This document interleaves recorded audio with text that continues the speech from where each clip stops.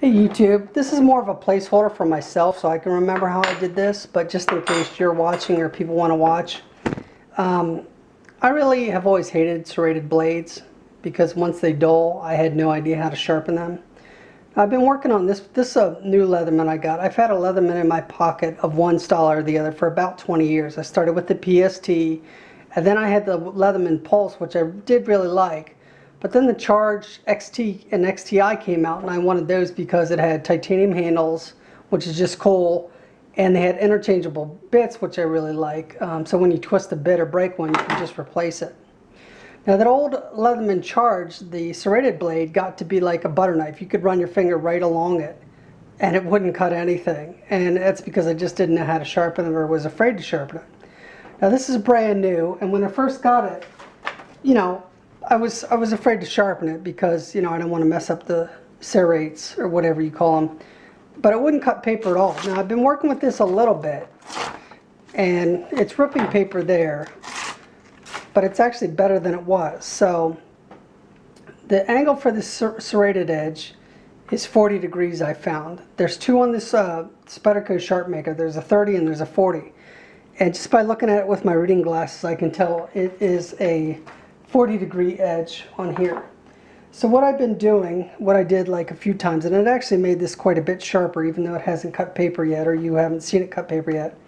So I sharpened it like this a couple times on this side, on the serrated side, just nice and light, which matches the style that I've seen some other people do. However, the end part is a little different, and I just do it nice and light. And after you do it a couple times, you'll notice a little burr starts to form on the back of this. You'll be able to run your finger this way and feel the burr. It doesn't have one yet. I've already knocked it off twice. So I'm going to do this until it gets that burr in the back.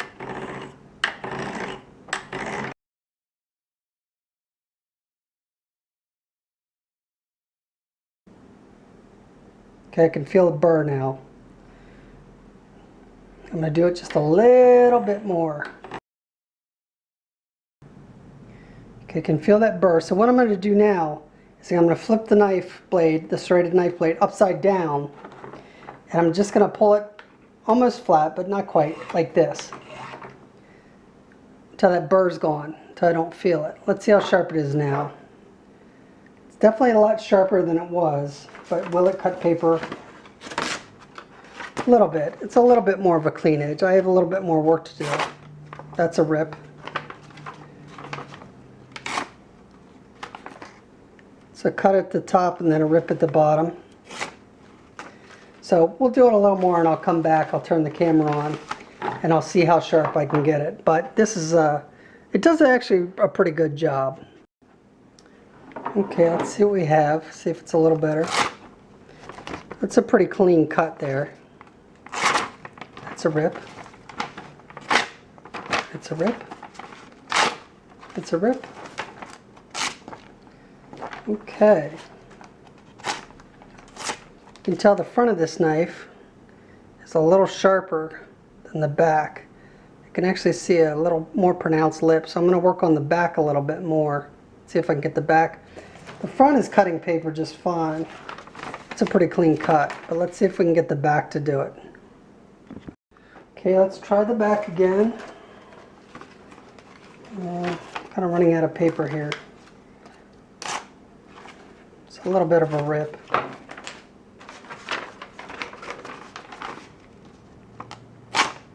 It's a rip. That's a cut. It's a nice clean cut. It's in the middle of the blade. Definitely a lot sharper than it was. That's not too bad. That's a nice rip, or excuse me, a nice cut. And that was the back of the blade. I can tell you it's a lot sharper than it was. I can feel a little bit of a burr here on the front. Might do well with some stropping. But I'm happy with it. I'm putting it away. As far as I'm concerned, that's sharp. It's much sharper than it was. And I'm confident that when this dulls like a butter knife, like the other one was, I can sharpen this back up. So, placeholder for me. If you find this useful, that's great. If you have a Sharpmaker like this or rods, I wouldn't be afraid to take your serrated blade like this, build up the burr on the back, and then just knock it off. So there you have it. Hope you found it useful.